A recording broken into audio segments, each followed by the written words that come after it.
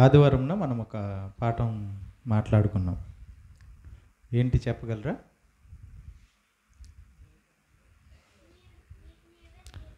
నీకు నీవే తీర్పు తీర్చుకుంటున్నావా? నేటి కోసం ఏర్పాటు చేయబడిన పాఠం. నేటి కాలుష్యానికి బైబిల్ చెప్పిన భాష్యం. నేటి కాలుష్యానికి బైబిల్ చెప్పిన భాష్యం. ప్రస్తుత కాలంలో ప్రపంచం ఎదుర్కొంటున్న పెద్ద సమస్య కాలుష్యం. దాన్నే ఇంగ్లీష్లో పొల్యూషన్ అంటారు. మైక్ సౌండ్ కొంచెం తగ్గింది. కాలుష్యం అనేది కొన్ని రకాలుగా ఉంది. జల కాలుష్యం అని 3 to 4 మిడిల్. జల కాలుష్యం అంటే నీటి ద్వారా కాలుష్యం. అలాగే వాయు కాలుష్యం అంటే మనం పీల్చే గాలిలో కాలుష్యం. వాతావరణంలో కాలుష్యం. ఇలా రకరకాల కాలుష్యాలు మనుష్య మనుగడలో ఈరోజు బ్రతుకుతున్న మనుషుల్లో అది కాలుష్యం అంటే మంచిగా ఉన్నది చెడుగా మారిపోవడం. దీనికి కారణాలు శాస్త్రవేత్తలు పరిశోధన చేసి ప్లాస్టిక్ వస్తువులను ఉపయోగించడం ద్వారా లేదా ప్లాస్టిక్ కవర్స్ అంటాం కదా, వాటిని వాడడం ద్వారా భూమి కాలుష్యం జరుగుతుంది, తన యొక్క స్థితిని అది కోల్పోతుంది అని ప్లాస్టిక్ వస్తువులు నిషేధించాలని, బ్యాన్ చేయాలని ఒక చట్టం ఏర్పాటు చేసింది. అది పుస్తకాల వరకే పరిమితం అయిపోయింది. వారైతే చట్టం తయారు చేశారు కానీ పాటించే ప్రజలు ఉన్నారా? అది అలా పక్కన పెట్టేశారు. తర్వాత వాడే వస్తువుల ద్వారా కూడా కాలుష్యం జరుగుతుంది.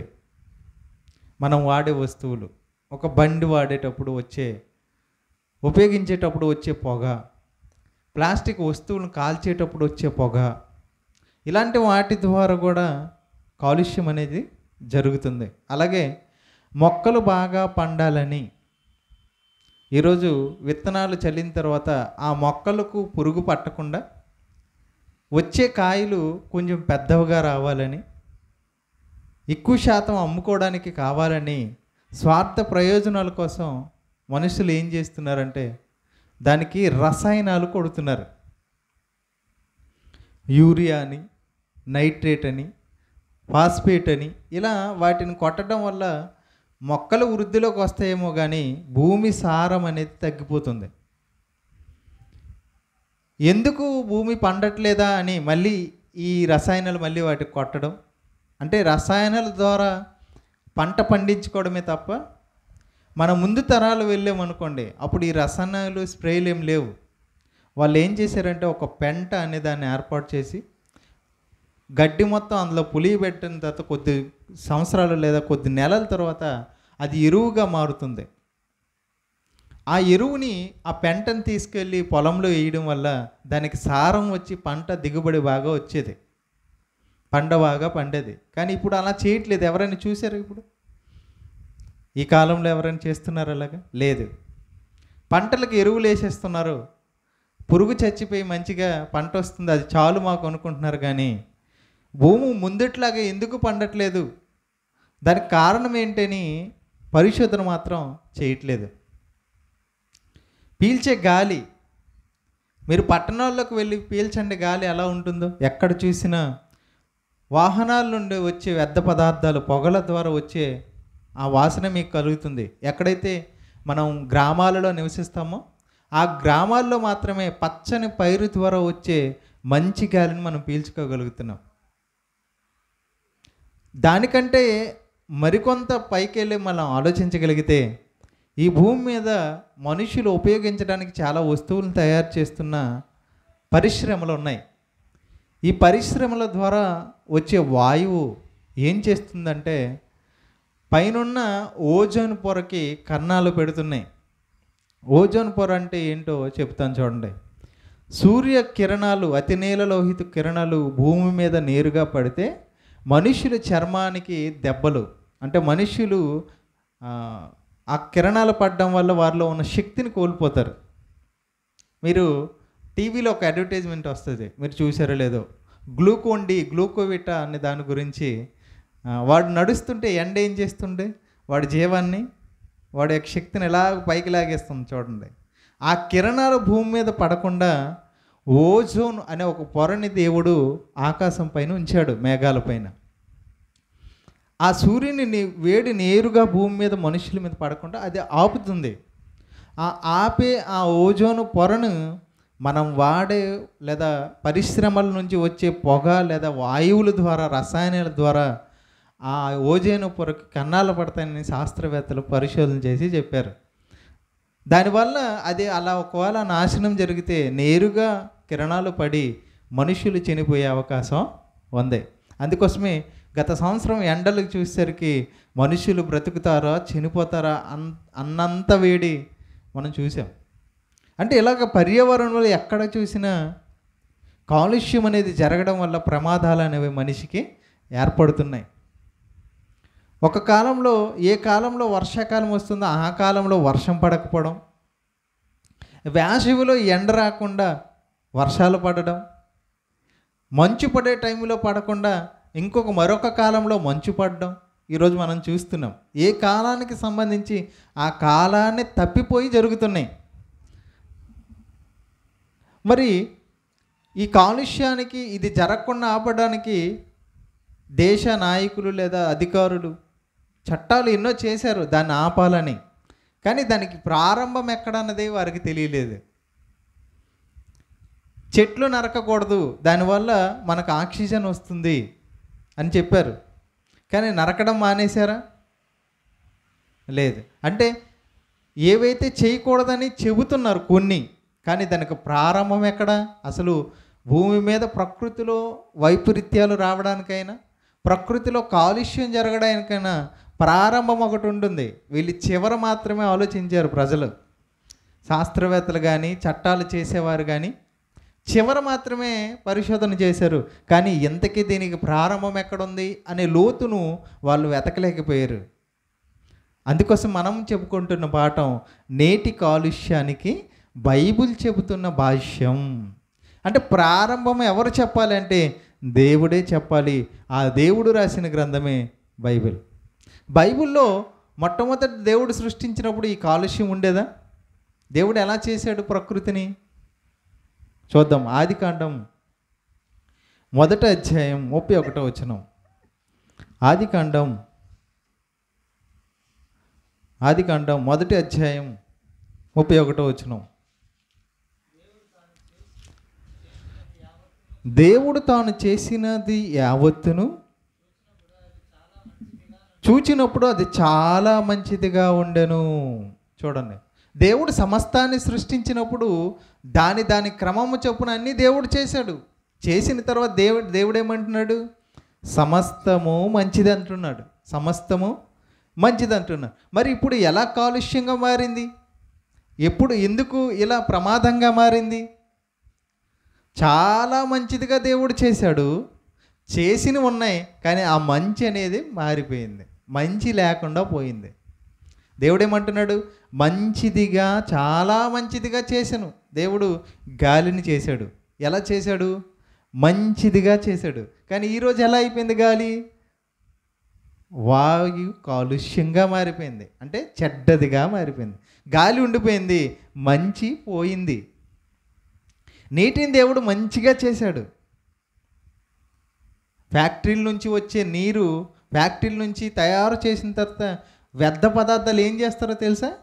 నీటిలో కలిపేస్తారు. తెలుసా మీకు ఆ విషయం? ఏదైనా ఒక పరిశ్రమ ఎక్కడైనా పెట్టారంటే వారికి ఎక్కడ పెడతారో తెలుసా? పరిశ్రమలు మీకు తెలుసా? ఏదైనా ఒక ఇండస్ట్రీ పెట్టాలనుకోండి, ఎక్కడ పెడతారో తెలుసా? నీరు ఎక్కడ ఎక్కువ దొరుకుతుందో ఆ ప్రదేశంలోనే పెడతారు. పరిశ్రమలు ఏవైనా, పెద్ద పెద్ద పరిశ్రమలన్నీ నీరు దగ్గరలోనే పెడతారు. వారు ఉపయోగించుకోవడానికి నీరు కావాలి, ఉపయోగించిన తర్వాత వ్యర్థ పదార్థం నీటిలో కలిపేయాలి. అలా కాలుష్యం జరుగుతుంది. కానీ దేవుడు నీటిని ఇచ్చేటప్పుడు ఎలా ఇచ్చాడు? సమస్తమును మంచిదిగా ఇచ్చాడు. అంటే మంచిదిగా ఇచ్చిన ఈ సమస్తంలో ఈ నీరు ఉంది, ఈ నీరు మంచిదిగా ఇచ్చాడు, నీరు మాత్రమే మిగిలిపోయింది, ఆ మంచి అనేది పోయింది. ఇలాగా సమస్తము మంచిది మంచిది మంచిదని దేవుడు చేసిస్తే మరి చెడుగా ఎలా మారింది? చూడండి, ఆదికాండం 3వ అధ్యాయము 17వ వచనం. ఆదికాండం 3వ అధ్యాయం 17వ వచనం.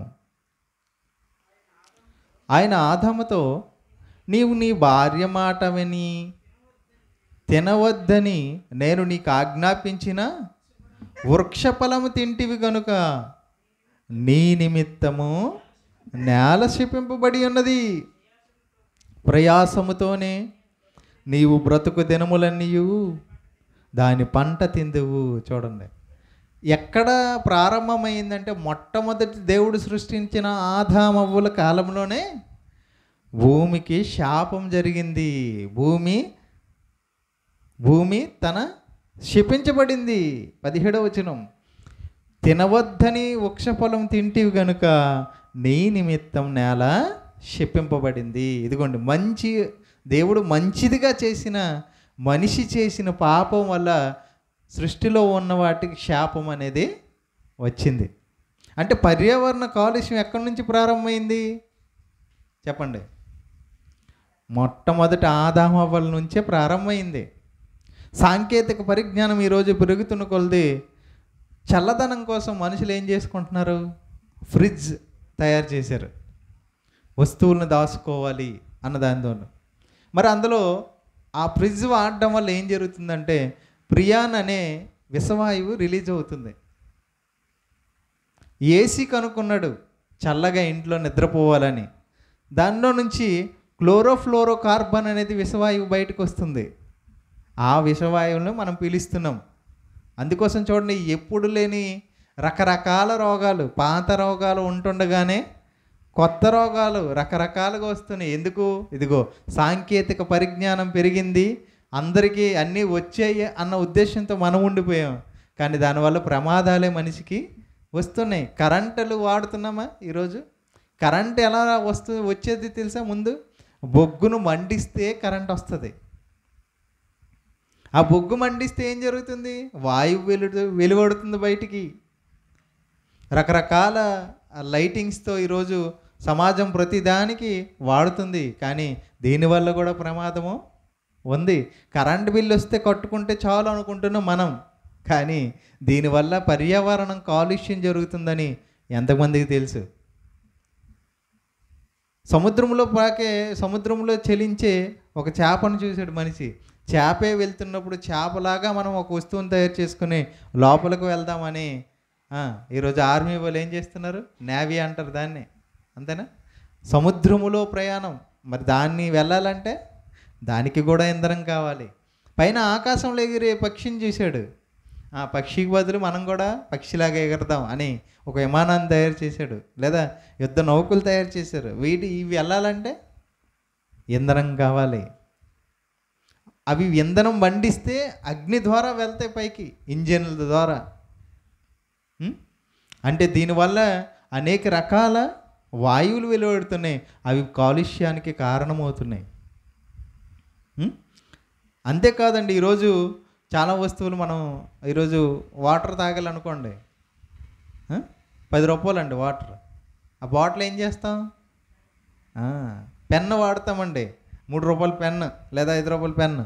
పెన్ను కొన్న తర్వాత నా చిన్ననాటి కాలంలో ఏం చేశారో తెలుసా? ఒక పెన్ రీపులు అయిపోతే ఏం చేసేవారు? ఇంకొక రీపులు మార్చుకునేవారు. కానీ ఇప్పుడు యూజ్ అండ్ త్రో, అంతేనా? అంటే ప్రతి వస్తువు వాడడం, యూజ్ అండ్ త్రో అంటే ఉపయోగించుకో, అవసరం లేదా అది అయిపోయిన తర్వాత దాన్ని ఏం చేసేయాలి? విసిరేయి. దాని అర్థం యూజ్ అండ్ త్రో అంటే. ప్రతి వస్తువు అలాగే విసిరేస్తున్నారు. ఇవన్నీ ఏంటి? ప్లాస్టిక్ భూమిలో కలవడానికి చాలా సంవత్సరాలు పడుతుంది. అంటే భూమి ఏం జరుగుతుంది? కాలుష్యం జరుగుతుంది. క్యారీ బ్యాగ్స్ ఈరోజు వాడుతున్నాం కదా, మనం ఏ వస్తువు కొన్న వెంటనే ఏమడుగుతాం? ఒక కవర్ ఇవ్వండి అంటామా? ఆ కవర్ తీసుకుని వచ్చిన తర్వాత ఏం చేస్తావు? వస్తువులు ఇంటి దగ్గర పెట్టినాక కవరు విసిరేస్తావు. అది భూమిలో కలుస్తుందా? కలవదు తొందరగా. భూమిలో కలగకపోతే ఏం జరుగుతుంది? కాలుష్యం జరుగుతుంది, వాతావరణంలో మార్పులు వస్తాయి. అంటే మనిషి సుఖాన్ని అనుభవించడానికి ఏర్పాటు చేసుకున్న వాటి వల్ల ఏం జరుగుతుంది? కాలుష్యం జరుగుతుంది. మరి కాలుష్యం జరిగితే ఏమవుతుంది? బైబిల్లో ఒక మంచి మాట ఉంది చూడండి. ఓబద్య గ్రంథం 1 అధ్యాయం 15 వచనం. ఓబద్య గ్రంథం 1 అధ్యాయం 15 వచనం.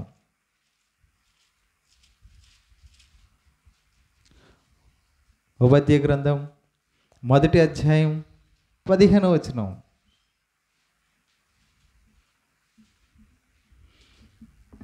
Page number 761. ఓబద్య గ్రంథం 1 అధ్యాయం 15 వచనం.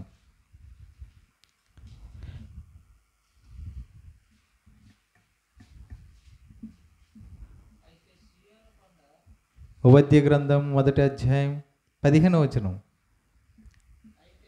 యెహోవా దినము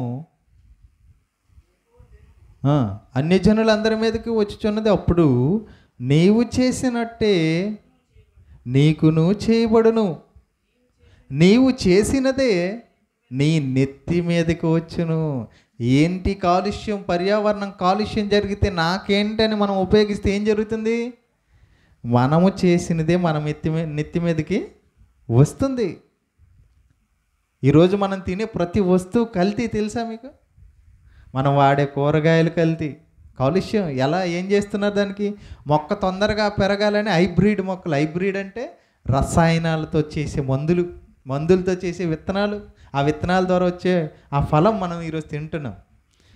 మనం చూసి ఇంతకుముందు ఒక 10-20 సంవత్సరాల క్రితం మనం వాడే కూరగాయలు చూడు ఎలా ఉండేవి? చిన్నగా ఉండేవి కూరగాయలు, నాటు కూరగాయలు అంటారు కదా. ఇప్పుడు కూరగాయలు ఎంత ఉన్నాయి? వంకాయ ఎంత ఇంతే ఉండేవి. ఇప్పుడు కాయ ఎంత ఉంది? ఎంత పెద్ద కాయలు. ఎలా వచ్చేవి? మందుల వల్ల. అంటే మనం తినే తిండి కూడా కాలుష్యమే, రసాయనాల ద్వారా తయారు చేయబడిందే. ప్రతి వస్తువు, మనం భుజించే ప్రతి ఆహారము కాలుష్యం ద్వారా జరుగుతుంది. అంటే ఇలా చేయడం వల్ల ఏం జరుగుతుంది? మన ప్రయోజనాల కోసం పర్యావరణాన్ని కాలుష్యం చేసి పండించుకొని దాని ద్వారా మనం తినే ఆహారం ద్వారా మళ్ళీ మనకే ప్రమాదం ముంచుకొస్తుంది. అవే రోగాలు.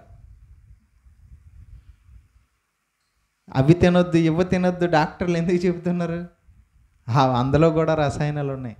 చివరికి పాలు కూడా, ఈరోజు పాలు కూడా తాగుతున్నామా?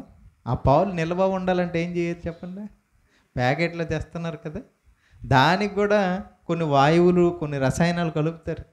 అవి నిల్వ ఉండాలంటే ఎక్కువ రోజులు, లేకపోతే అవి నిల్వ ఉండవు.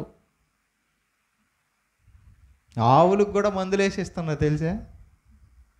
ఇంజెక్షన్లు.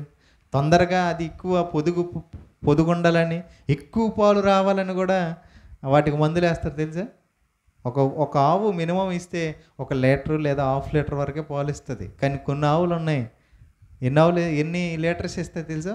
6-7 లీటర్స్ ఇస్తాయి. ఉదయం 6. ఆవు కంటే పొదిగే ఎక్కువ కనిపిస్తుంది. కావాలని చూడండి, అది ఎలా మోస్తుందో అది చూసినప్పుడు బాధ అనిపిస్తుంది. అంటే వీరి స్వార్థం కోసం దేనినైనా మార్చేస్తున్నారు, విజ్ఞాన ప్రపంచం అంటూ. కానీ దానివల్ల ప్రమాదం ఉంది. అది మన నెత్తి మీదకి వస్తుందన్న సంగతి అర్థం కావట్లేదు. చూడండి ఎందుకు ఈ ఋతుక్రమాలు తప్పిపోతున్నాయి. ఒక కాలానికి బదులు ఇంకొక కాలంలో జరిగే సిచ్యువేషన్స్ ఎందుకు వస్తున్నాయి? ఎందుకు ఈ పర్యావరణంలో ఈ ప్రకృతి వైపరీత్యాలు వస్తున్నాయి అంటే దీనికి ప్రారంభం ఎక్కడుందో దేవుడు చెప్తున్నాడు. చూడండి ఇర్మియా గ్రంథం 5వ అధ్యాయం 24-25 వచనం. ఇర్మియా గ్రంథం 5వ అధ్యాయం 24-25 వచనాలు.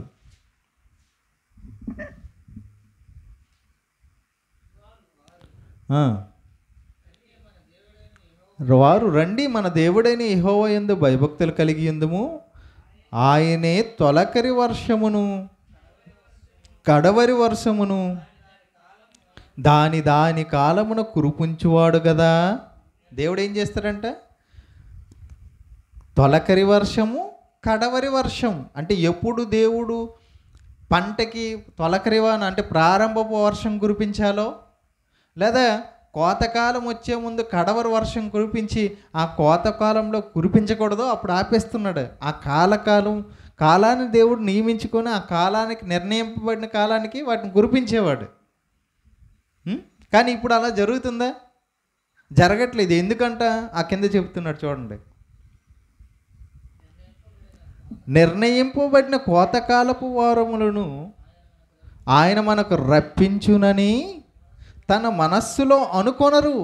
మనుషులు ఏమనుకోరు అంటే ఇది దేవుడే కురిపిస్తున్నాడు, వర్షాన్ని కురిపించి మనుషులకు ఆహారాన్ని ఇస్తున్నది దేవుడని అనుకోకపోవడం తప్పైతే, అంతేకాకుండా ఏం చేస్తున్నారంట మనుషులు చూడండి, మీ దోషములు వాటి క్రమమును తప్పించెను. మనుషులు పాపాలు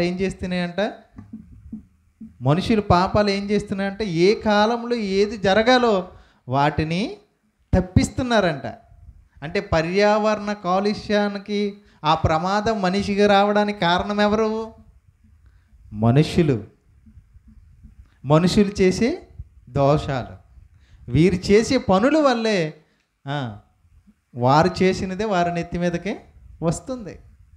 చూడండి, దేవుడు పర్యావరణానికి బైబిల్ చెప్పిన భాష్యం. అంటే ఇప్పుడు మనిషి చేసిన తప్పుల వల్లనే పర్యావరణం క్రమం అనేది తప్పిపోతుంది. అలా తప్పిపోవడం వల్లే ఈరోజు ఇలాగ జరుగుతున్నాయి, మన కళ్ళ ముందు జరుగుతున్నాయి. అందుకోసమే ప్రభుత్వాలు ఏం చెప్తున్నాయి? చెట్లకు ప్రగతి మెట్లు, చెట్లు నాటుదాం, ప్రగతిని చాటుదాం, వృక్షో రక్షిత అని ఇలా నినాదాలు, సంకేతాలు సమాజంలో వినిపిస్తున్నారు. చెట్ల వల్ల పర్యావరణానికి మేలు జరుగుతుంది. ఇప్పుడు మనం పీల్చే గాలి ఉంది కదా, ఆక్సిజన్. ఈ ఆక్సిజన్ ఎక్కడి నుంచి వస్తుందో? చెట్ల నుంచి ఆక్సిజన్ వస్తుంది. అందుకోసమే మొక్కలను పెంచండి అని చెబుతుంటారు చూడండి పిల్లలకి. ఎందుకు అంటే ఇదిగో మనం పీల్చుకునే వాయువు అందులో ఉంది, మనం విడిచిపెట్టే కార్బన్ డైఆక్సైడ్ తీసుకుంటుంది, దానివల్ల మేలు జరుగుతుంది. కానీ ఈరోజు అడవుల్లోకి వెళ్ళి ఎర్రచందనం అని రకరకాల చెట్లను ఏం చేస్తున్నారు? దేవదారు వృక్షాలని. ఆ చెట్లను దేవుడు సృష్టించి అది మనకు నివాసంగా ఉండాలని, మనం ఇల్లు నాటుకోవడానికి, ఇల్లు కట్టుకుంటారు కదా, దాన్ని చెట్లు కొమ్మలే కావాలి, అవునా? మంచిగా ఒక మంచి వాతావరణాన్ని కలిగి ఉండాలని చెట్లు ఉండాలి, నీడనివ్వాలని, ఆహారాన్ని ఇవ్వాలని. దేవుడు మొట్టమొదటిగా ఆదాము సృష్టింపబడక మునుపు వృక్షాలను కలిగించేటప్పుడు ఏమన్నాడు దేవుడు? ఆహారాన్ని, వాటి ద్వారా విత్తనములిచ్చి చెట్లను, వృక్ష ఫలములను అంటే ఫలించి ఆ ఫలాలు మనం తినాలని దేవుడు మనకి ఇస్తే వాటిని నరికేస్తున్నారు. నరికేసి రకరకాలుగా దాన్ని ఉపయోగిస్తున్నారు. అంటే చెట్లను నరకొద్దని దేవుడు చెప్పాడా? నాటమన్నారు, వీళ్ళు నాటమని చెప్తున్నారు, కానీ నరుకుతున్న వారిని ఆపట్లేదు, వృక్షాలని పెంచట్లేదు. దేవుడు ఏం చెప్తున్నాడు చూడండి. ఇప్పుడు ఈ నినాదాలు అనేవి ఈ 10-20 సంవత్సరాల కాలాల్లో చెట్లు నాటండి, వృక్షాలను నరకొద్దు అని చెబుతున్నారు, కానీ ఎవరు పట్టించుకోరు. కానీ దేవుడు ఎప్పుడు చెప్పాడు బైబిల్ గ్రంథంలో? ప్రసంగి గ్రంథం 10వ అధ్యాయం 9వ వచనం. ప్రసంగి గ్రంథం 10వ అధ్యాయం 9వ వచనం.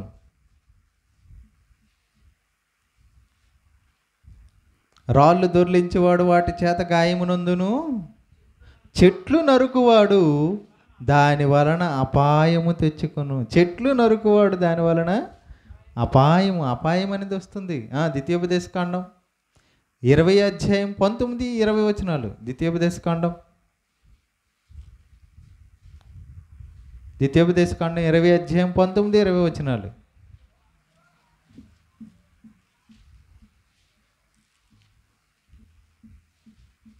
ద్వితీయోపదేశకాండం 20 అధ్యాయం 19-20 వచనాలు.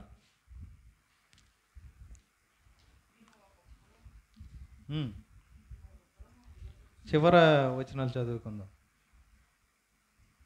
దాని చెట్లు గొడ్డలి చేత పాడు చేయకూడదు. చెట్లు ఏం చేయకూడదంట? గొడ్లతో పాడు చేయొద్దు. ఎందుకు? అవే మనకి వాయువుని ఇస్తున్నాయి. దేవుడు సృష్టించి మంచిదిగా చేశాడు కదా, కానీ దేవుడు చేసిన దానికి వ్యతిరేకంగా మనుషులు ఇప్పుడు చేస్తున్నారు. చూడండి, ఇంతకు ముందు అంటే ఈ వయసులో ఉన్నవారు కాకుండా మీకంటే ముందు జనరేషన్లో ఉన్నవారు వారి తల్లిదండ్రులు ఏవైనా కొన్ని ఇంటి మీద ఆరేసేవారు. బియ్యము లేదా మినుములు, పెసలని కొన్ని ఉంటాయి కదా, పప్పు ధాన్యాలు. వాటిని ఇంటి మీద ఆరేసి కాపలా చిన్నపిల్లలు ఉంచేవారు. నాయన ఏవైనా వచ్చి తింటాయి, నువ్వు అక్కడ ఉండి జాగ్రత్తగా చూసుకో అని చెప్పేవారు. కానీ ఇప్పుడు ఆ అవసరత ఉందా? ఎందుకు లేదు? పక్షులు అంతరించిపోతున్నాయి. ఈ పర్యావరణ కాలుష్యం వల్ల. ఏ పర్యావరణ కాలుష్యం తెలుసా? మనం వాడే మొబైల్ ఫోన్ల ద్వారా ఎన్ని సిగ్నల్, దానికి ఒక సినిమా కూడా తీసేశారు కదా. మనం వాడే నెట్వర్క్లు, సెల్ ఫోన్ ఎక్కువ మాట్లాడడం వల్ల, ఎక్కువ వాడడం వల్ల ఏమవుతున్నాయో తెలుసా? పక్షులు, జంతువులు అంతరించిపోతున్నాయి. ఈరోజు ఎక్కడ మన చుట్టూ ఎక్కడ చూసినా కోత, పక్షులు కోత కూడా వినిపించడం లేదు. ఎందుకు? పర్యావరణాన్ని కాలుష్యం మనమే చేస్తున్నాం. మనం ఎక్కువ దాన్ని ఉపయోగించడం వల్ల అవి కాలుష్యం జరిగి అవి అంతరించిపోతున్నాయి. చూడండి, అది కూడా రాయబడింది ఇర్మీయా గ్రంథం 12వ అధ్యాయం 4వ వచనం.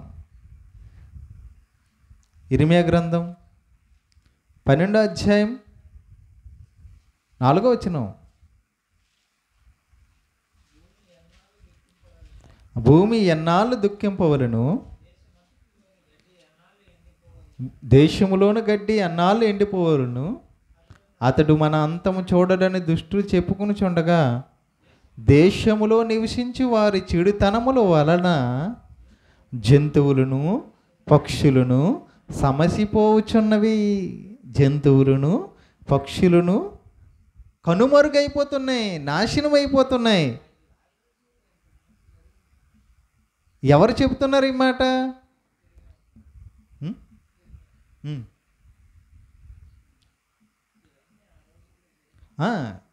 బైబిల్లో ప్రసంగి గ్రంథంలో ఒక మాట ఉంది, సూర్యుని కింద నూతనంగా జరిగింది ఏది లేదు, జరిగిపోయిందే ఈ నేడు జరుగుతున్నాయి. బైబిల్ చాలా అద్భుతమైన గ్రంథం. చూడండి, ఎప్పటి నుంచో జరుగుతున్న విషయాల్ని మనకు దేవుడు మళ్ళీ మళ్ళీ జ్ఞాపకం చేస్తున్నాడు. మనం ఊరికనే సెల్ వాడేస్తున్నాం సింపుల్గా.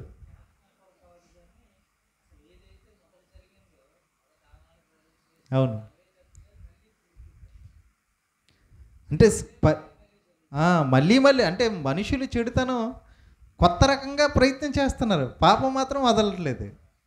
అంటే ఒక రూట్ మారింది అంతే, అదే జరుగుతుంది. అర్థమవుతుందా? అంటే ఆల్రెడీ అప్పుడు జరిగిన వాటినే దేవుడు మళ్ళీ మనకు రాపించాడు. వాళ్ళు చేసిన వాటినే దేవుడు రాపించాడు. అంటే నేడు జరుగుతున్నాయా, దానికి మించి జరుగుతున్నాయి. పద్ధతి మారింది అంతే, చేసే క్రమం మారింది తప్ప విషయం మాత్రం ఒకటే. దేవుడు ఏం చెప్తున్నాడు చూడండి, మళ్ళీ చదువుదాం. జంతువులను, పక్షులను సమసిపోతున్నాయి. ఎందుకు సమసిపోతున్నాయి, ఎందుకు నాశనం అయిపోతున్నాయి అంట? మనుష్యుల చెడుతనం వల్ల, వీళ్ళు చేసే పనుల వల్ల ప్రకృతి మీద భారం పడింది, వాటిలో ఉన్నవి సమసిపోతున్నాయి. అవునా? మనుషులు ఏం చేస్తున్నారని ఇలా సమసిపోవడానికి కారణం? మనుషులు ఏం చేస్తున్నారని ప్రకృతిలో ఈ కాలుష్యం జరుగుతుంది? నన్ను ఆలోచించగలిగామనుకోండి, అసలు మనిషి హృదయంలో ఏముందండి? చూడండి, మార్కు సువార్త 7వ అధ్యాయం. మనిషి హృదయంలో చెడుతనం ఉందా? అది ఎన్ని రకాలుగా ఉందో చూడండి. మార్కు సువార్త 7వ అధ్యాయం 20వ వచనం.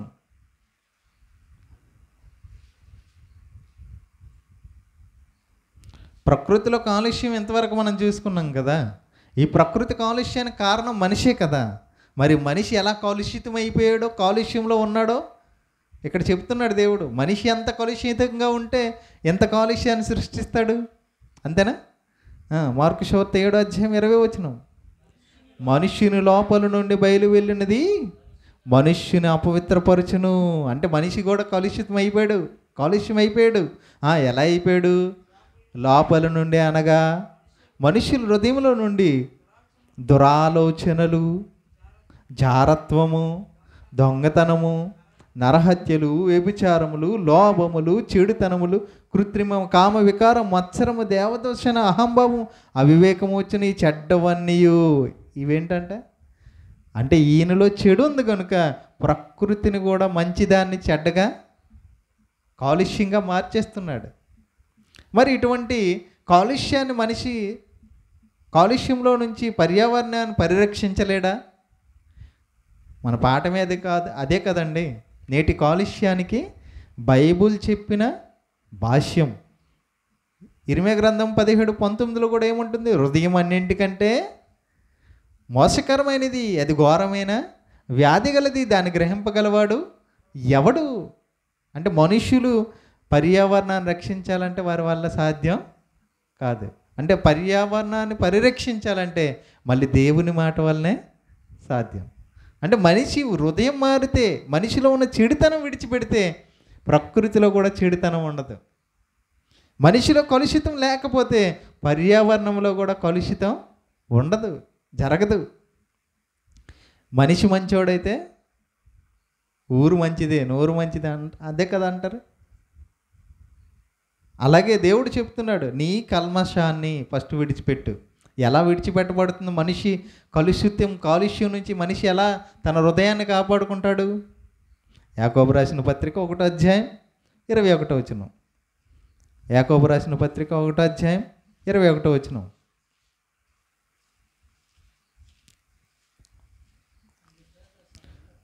అందుచేత సమస్త కల్మషము ఎక్కడుంది? మనిషిలో ఉంది. సమస్త కల్మషమును, విర్రవీగుచున్న దుష్టత్వమును మాని లోపల నాటబడి మీ ఆత్మలను రక్షించుటకు శక్తి గల వాక్యమును సాత్వికముతో అంగీకరించుడి. అంటే మనిషిలో ఉన్న కలుషితాన్ని తీయాలంటే ఇదిగో కల్మషాన్ని తీసే, మనిషిని బాగు చేసే, దుష్టత్వాన్ని విడిపించి నీతి బాటలో నడిపించే ఒక శక్తి ఉంది, అదే వాక్యము. అంటే దేవుని మాట మాత్రమే మనిషి హృదయంలో ఉన్న కల్మషాన్ని తీస్తుంది. మనిషి ప్రకృతిని కాపాడుకునే సామర్థ్యత మనిషిలో పెరుగుతుంది. మనిషి చెడుతనం విడిచిపెడితే ప్రకృతి సస్యశ్యామలంగా ఉంటుంది. చూసండి ఎంత అద్భుతంగా దేవుడు చెప్తున్నాడు. వాక్యం లోపలికి వస్తే మనిషి మారుతాడా? ఎలా ఫలిస్తాడు? ఇంతవరకు కలుషితంతో ఎలా కాలుష్యం చేస్తున్నామో మనం ఎంతవరకు హృదయంలో ఉన్నా చెప్పాం. ఎప్పుడైతే మనిషి వాక్యానికి లోబడతాడో మనిషి హృదయంలో ఏమేమి పెరుగుతాయి చూడండి. మత్తయి సువార్త 13వ అధ్యాయము, మత్తయి సువార్త 13వ అధ్యాయం 19వ వచనం నుంచి చదువుదాం. మత్తయి సువార్త 13వ అధ్యాయం 19వ వచనం. ఎవడైనను రాజ్యమును గూర్చిన వాక్యం వినియు ఆ గ్రహింపక ఉండగా దుష్టుడు వచ్చి వాని హృదయంలో విత్తబడిన దాన్ని ఎత్తుకొని పోవును. ఇదిగోండి, వాక్యం హృదయంలోకి వెళ్ళలేదు అనుకోండి, వాడు ఫలించడు. కానీ హృదయంలోనికి వాక్యం వెళ్తే ఏమవుతాడంటే 21వ వచనం. అయితే అతను వేరు లేనందున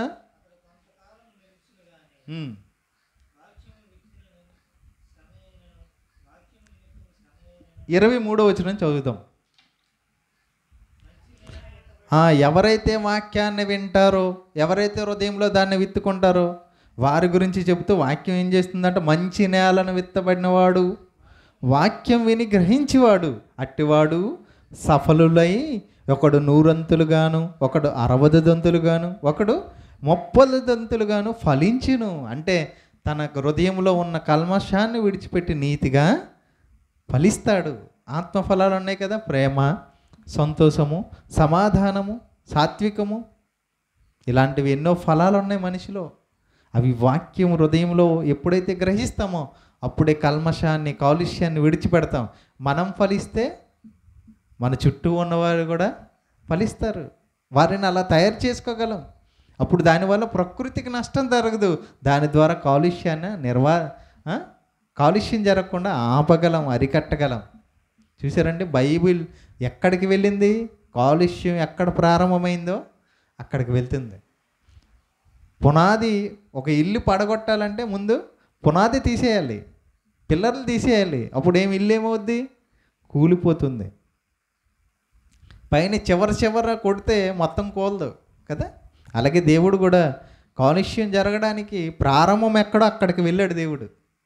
చూడండి ఎంత అద్భుతంగా దేవుడు తన గ్రంథాన్ని మన కోసం రాసిచ్చాడు. అంటే ప్రకృతిలో పర్యావరణ కాలుష్యాన్ని ఎలా ఎలా అరికట్టాలో కూడా దేవుడు మనిషికి తన గ్రంథం ద్వారా బోధిస్తున్నాడు. అంటే ఎంత అద్భుతం అండి దేవుని గ్రంథం. కాబట్టి ప్రియులారా, మన బ్రతుకులో కూడా ఎప్పుడైతే మన జీవితాలను, మన హృదయాన్ని వాక్యం చేత కట్టుకుంటామో అప్పుడు పర్యావరణంలో వచ్చే సమస్యలను కూడా అరికట్టే అవకాశం మన ద్వారా జరుగుతుంది.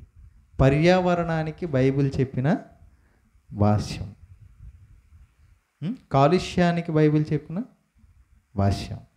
నీటి కాలుష్యాన్ని తగ్గించాలంటే ముందు మనిషి మారాలి, ఓకేనండి. అప్పుడు ప్రకృతిలో వైపరీత్యాలు కూడా మారుతాయి. ప్రార్థన చేసుకుందాం.